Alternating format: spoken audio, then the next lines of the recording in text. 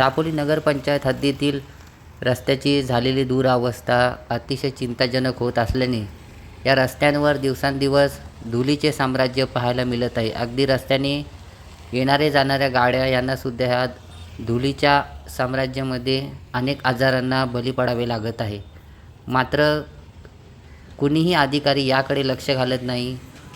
दापोलीच्या रस्त्यांची झालेली दुरावस्था ही किती चिंताजनक होत आहे आपल्याला पाहायला मिळत आहे।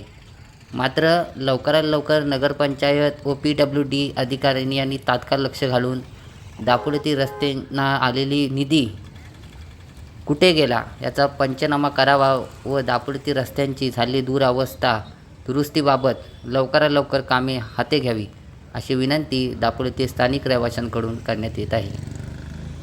पत्रकार सुदेश तांबे, विद्यावंदना न्यूज, दापोली।